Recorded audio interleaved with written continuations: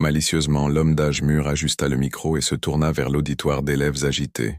« Aujourd'hui, nous avons une présentation spéciale », annonça-t-il d'un ton faussement enthousiaste.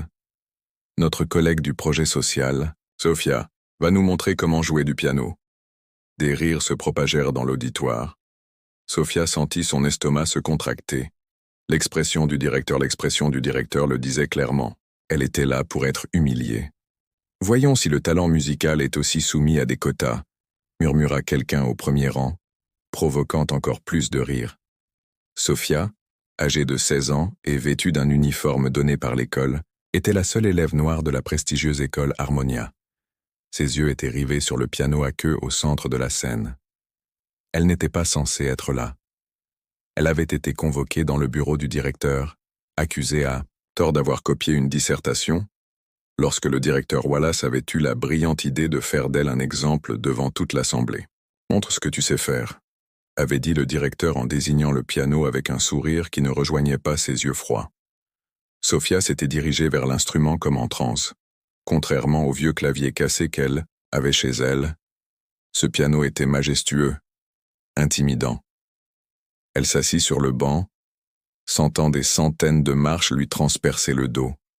Le directeur Wallace observait, les bras croisés, attendant le moment parfait pour l'humilier. Le directeur adjoint Torres, à côté d'elle, semblait tout aussi impatient que la jeune fille échoue. Sophia ferma les yeux. Ses doigts s'attardèrent un instant sur les touches. Le temps sembla s'arrêter.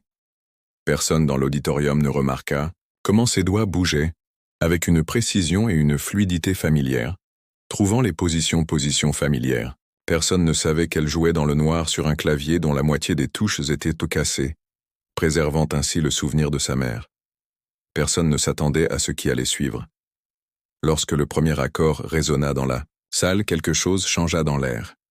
Les notes s'écoulèrent avec une pureté qui fit taire tous les soupirs. Sophia interprétait une version de Chopin qui transcendait le piano, transcendait la scène, transcendait les murs de cette salle. Le directeur Wallace décroisa les bras, son sourire s'est peu à peu estompé. Le directeur adjoint Torres était visiblement pâle. Les élèves qui riaient quelques secondes auparavant étaient maintenant bouche bée. Les professeurs ont arrêté de consulter leur téléphone portable. La musique remplissait chaque recoin de la salle d'une beauté presque douloureuse. Les doigts de Sophia dansaient sur les touches, donnant vie à une mélodie qui parlait de douleur, d'espoir et de résistance. Chaque note était un mot non prononcé, chaque accord une histoire complète.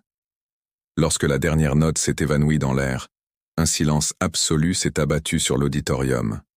Sophia a ouvert les yeux lentement, comme si elle se réveillait d'un rêve.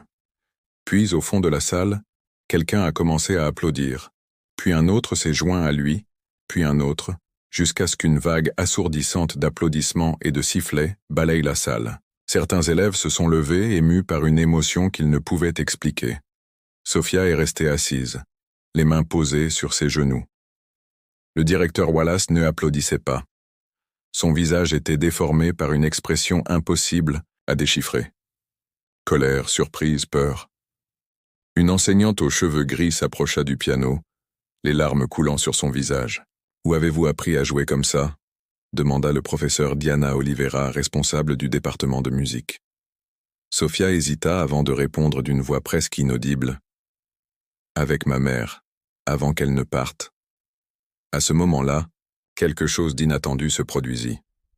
Le directeur Wallace se dirigea vers le centre de la scène, retrouvant rapidement son sang-froid. « Eh bien, il semble que nous ayons eu une surprise aujourd'hui, » dit-il d'une voix étrangement tendue.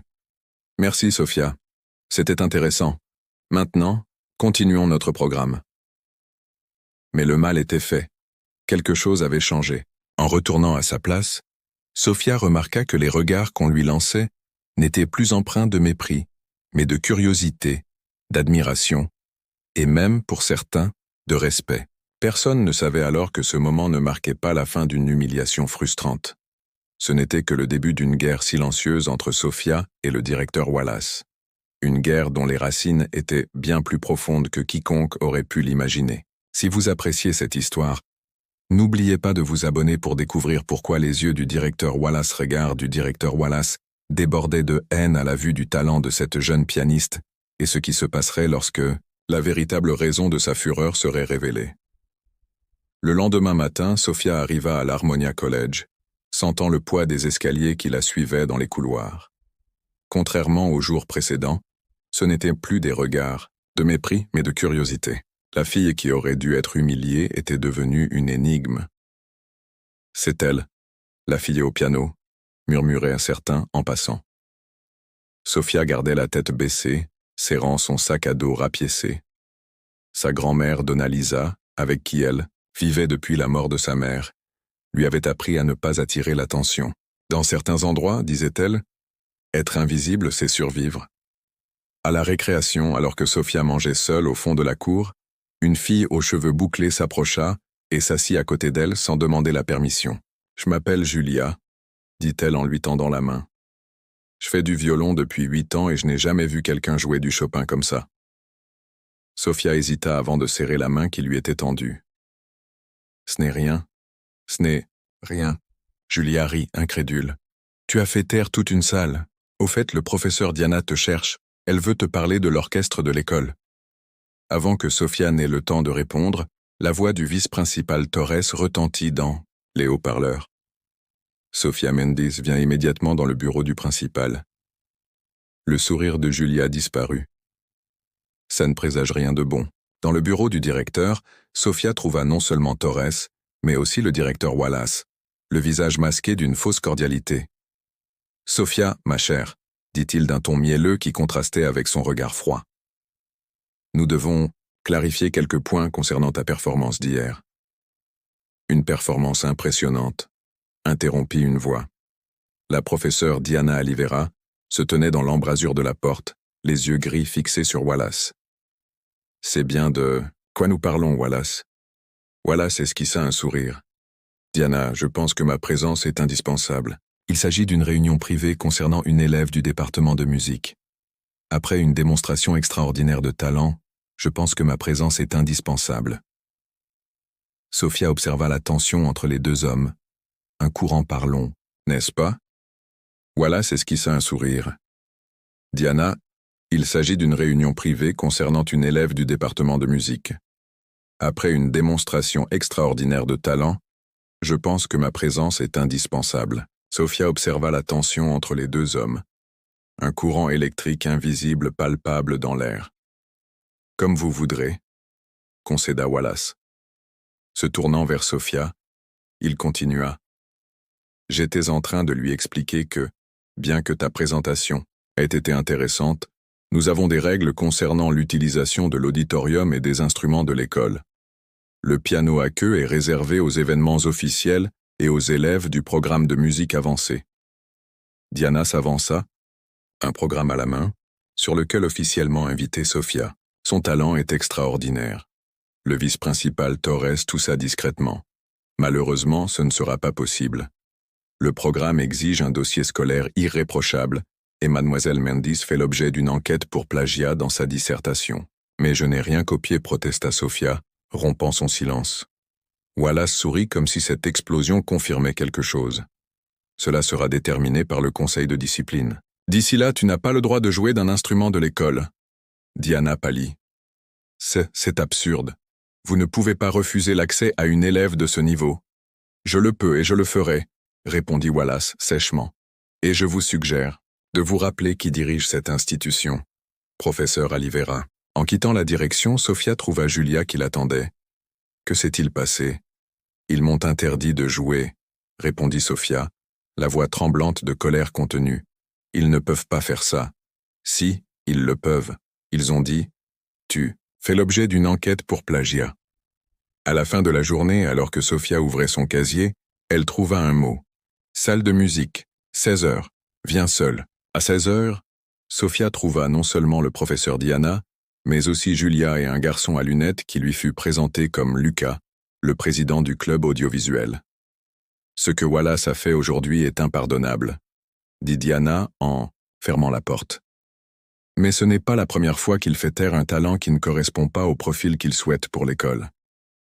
La professeure Diana pense que tu devrais t'inscrire au Festival national des jeunes talents, expliqua Julia sans demander la permission à la directrice.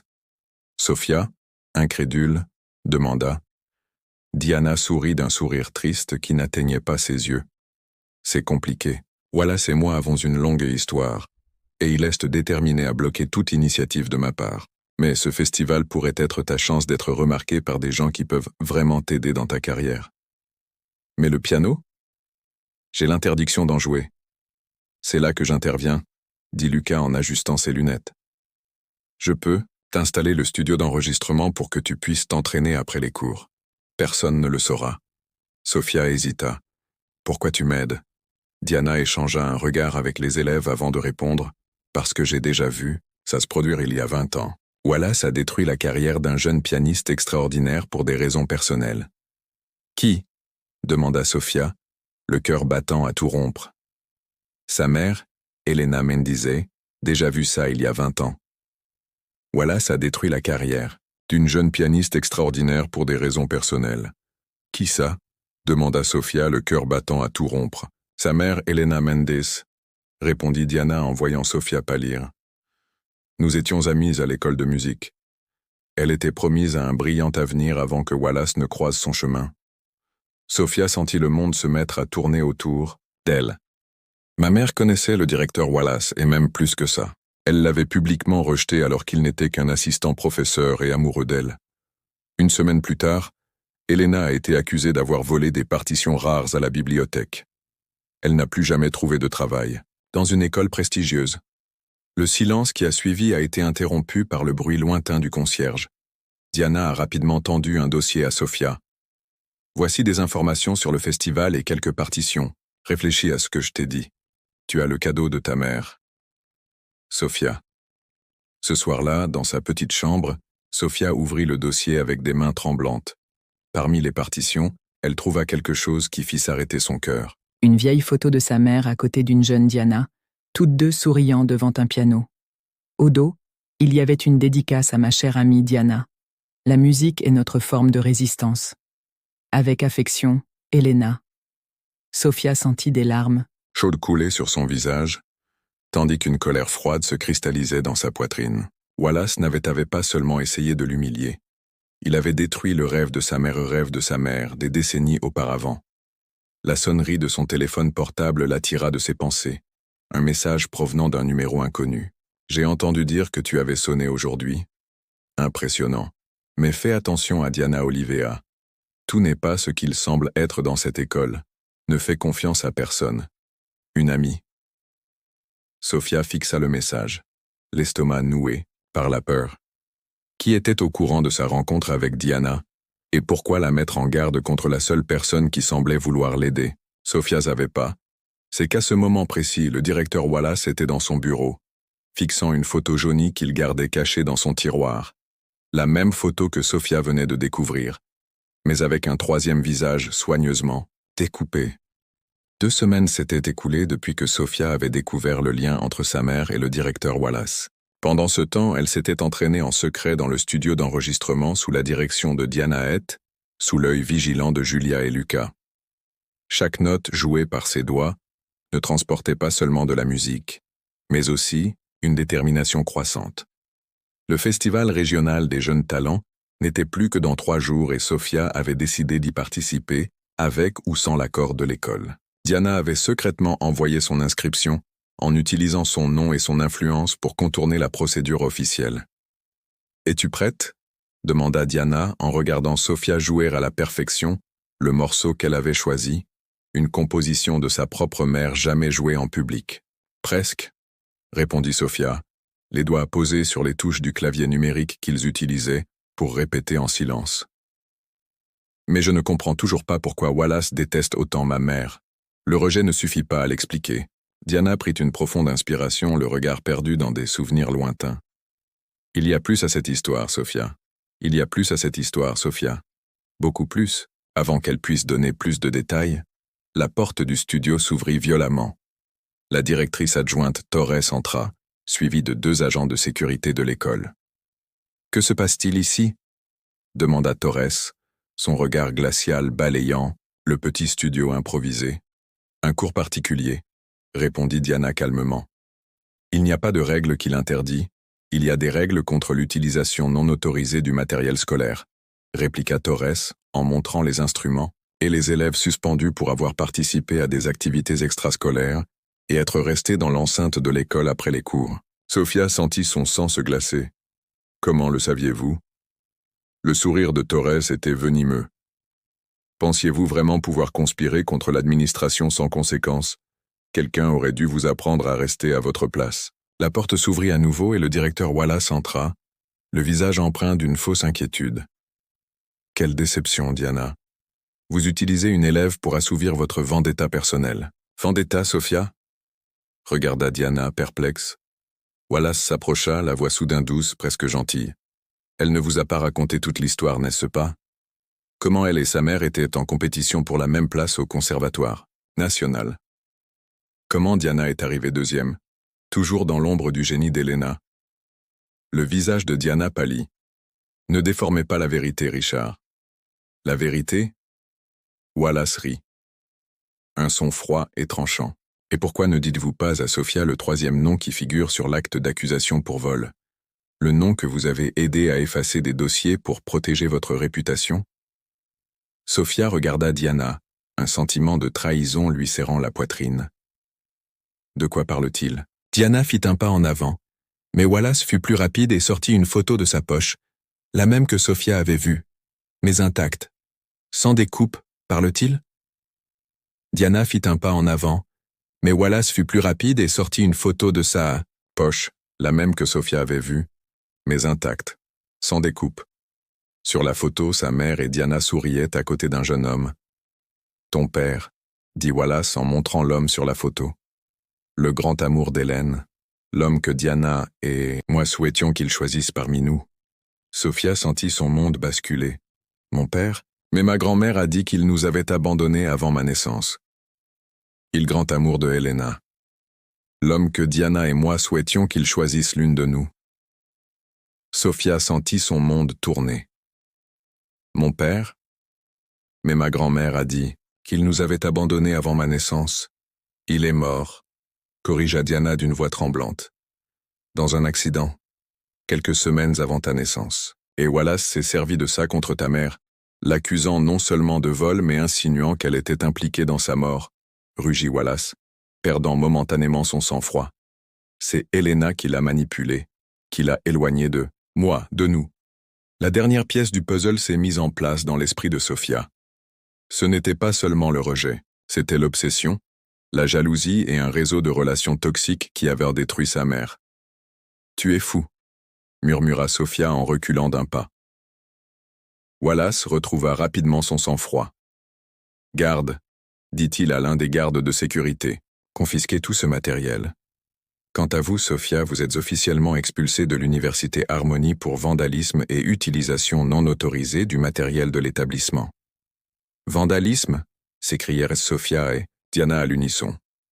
D'un geste triomphant, Wallace désigna la caméra de sécurité dans le coin de la pièce. Nous avons des images de vous en train d'endommager l'un des pianos hier soir. C'est impossible, protesta Sofia. Je n'étais même pas là hier. Les images prouvent le contraire, rétorqua Wallace. Vous n'étiez même pas là hier. Les images prouvent le contraire, répéta Wallace. Vous n'étiez même pas là hier. Les images prouvent le contraire. Même pas là hier. Les images prouvent le contraire, intervint Torres avec un sourire, satisfait, révélant sa complicité. Le conseil d'administration a déjà été informé. Ta bourse est révoquée, à effet immédiat. Sofia sentit le poids de 2 décennies de vengeance inassouvies peser sur ses épaules. L'histoire se répétait. Tout comme sa mère, elle serait réduite au silence, sa réputation détruite. Mais alors, une voix inattendue coupa la conversation. En fait, nous avons un problème avec ces images. Lucas se tenait dans l'embrasure de la porte, son ordinateur portable ouvert sur les genoux. À côté de lui, Julius souriait discrètement. Les caméras de sécurité sont sous ma responsabilité en tant que président du club audiovisuel, expliqua Lucas en ajustant ses lunettes. Et j'ai remarqué quelque chose d'intéressant dans ces enregistrements. Il tourna l'écran pour que tout le monde puisse voir. Dans l'enregistrement, une silhouette en uniforme scolaire et aux cheveux similaires à ceux de Sophia, entra dans la salle de musique et commença à gratter les touches d'un des pianos. La date dans le coin inférieur, pointa Lucas. Regardez les secondes. Elles ont sauté de 3 à 23 à 25, puis à 28. Cet enregistrement a été trafiqué. Torres s'avança d'un air menaçant. C'est absurde. Vous n'avez pas le droit, Dash. Mais moi, si. Une nouvelle voix se joignit à la discussion. À la porte, une femme en tailleur élégant, l'air sévère, observait la scène. Inspectrice Martin, du ministère de l'Éducation. Nous avons reçu de graves plaintes concernant des irrégularités administratives et des discriminations dans cet établissement. Wallace pâlit visiblement. C'est un malentendu. Nous avons juste affaire à un élève difficile. Le seul problème ici semble être l'administration, a interrompu l'inspectrice. Elle s'est tournée vers Lucas. Jeune homme, pourriez-vous me montrer ces preuves de falsification des registres de sécurité? Lucas a acquiescé et lui a tendu une clé USB. Voici tout ce que j'ai, y compris les enregistrements du directeur Wallace et du directeur adjoint Torres, planifiant de porter de fausses accusations contre Sophia. J'ai installé des micros dans leur bureau après qu'ils ont commencé à harceler Sophia. Est illégal, protesta Torres. Pas aussi illégal que de fabriquer des preuves pour expulser une élève, rétorqua l'inspectrice. Messieurs, dit-elle en se tournant vers les agents de sécurité, escortez le directeur Wallace et Madame Torres à leur bureau pour récupérer leurs effets personnels. Ils sont temporairement relevés de leurs fonctions dans l'attente d'une enquête. Sophia regarda avec stupéfaction Wallace être escorté dehors. Au dernier moment, il tourna son regard vers elle et lui lança d'une voix sifflante. « Tu es exactement comme elle. » a-t-il sifflé, toujours capable de manipuler les gens autour de vous. Diana a posé une main protectrice sur l'épaule de Sophia. Non, Richard, elle mieux que nous tous. Lorsque la porte se referma derrière Wallace et Torres, l'inspecteur Martin se tourna vers Sophia. Il y a 3 jours, j'ai reçu un dossier anonyme contenant 20 ans d'abus administratifs commis dans cette école, y compris ce qui est arrivé à votre mère. Je voulais enquêter moi-même. Sophia sentit les larmes lui monter aux yeux. Qui l'a envoyé? L'inspecteur sourit énigmatiquement. Quelqu'un qui a simplement signé, un ami. Ce soir-là, alors que Sophia racontait les événements à sa grand-mère, son téléphone portable vibra, signalant un nouveau message provenant d'un numéro inconnu. La scène est prête pour ton récital au festival. Ta mère te regardera à travers nos yeux. Ne laisse pas sa haine faire taire ta voix.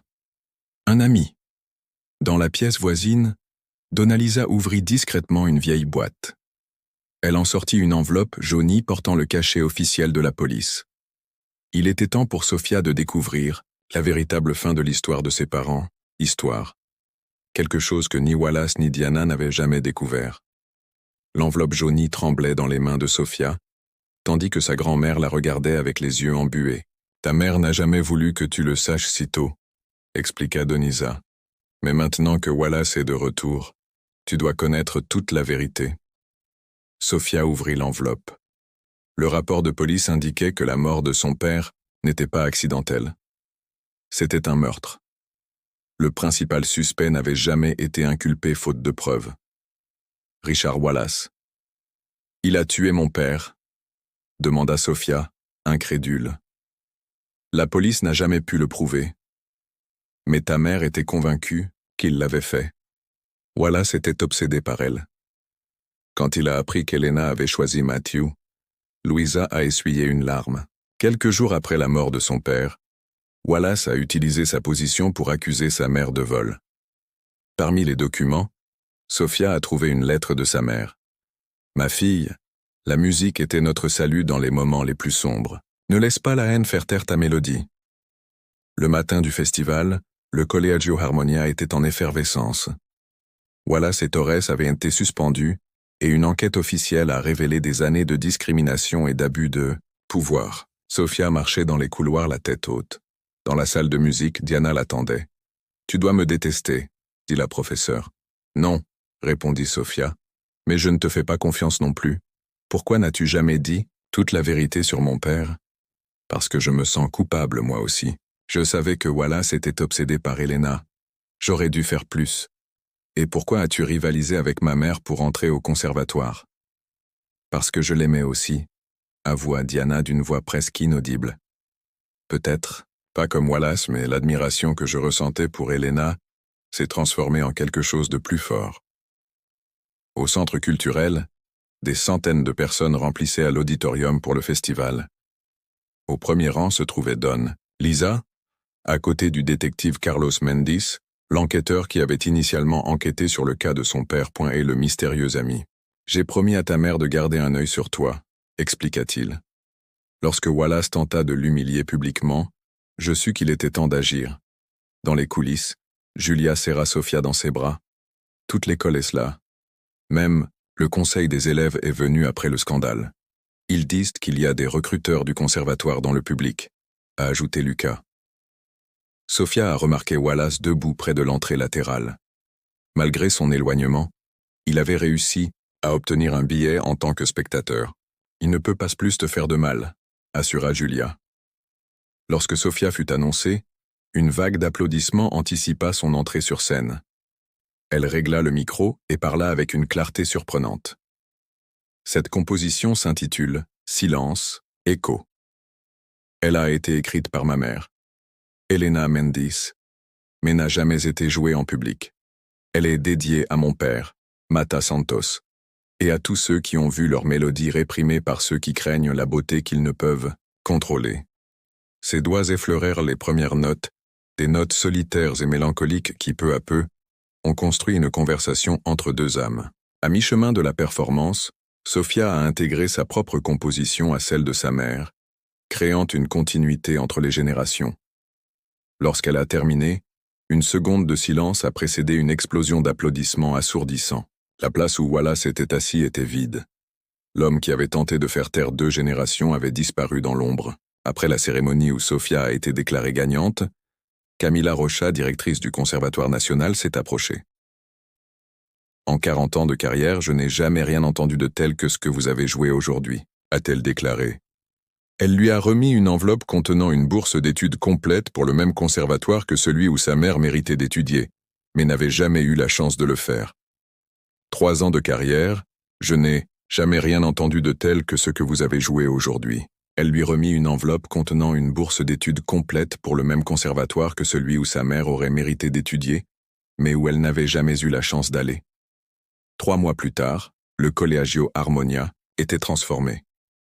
Diana Olivea, désormais directrice par intérim, avait rebaptisé la salle de musique Espazo Elena Mendes et mis en place des bourses pour les talents issus des communautés périphériques.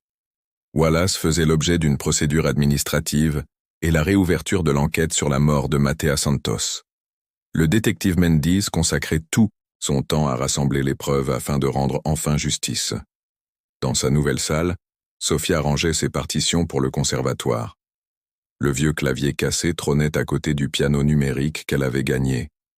Elle n'oublierait jamais d'où il venait. Assise au piano, elle commença à jouer une nouvelle composition qui ne parlait pas de vengeance mais de justice, pas de haine, mais de guérison, pas de silence, mais de la recherche de sa voix authentique, lorsque le monde conspire pour vous, réduire au silence.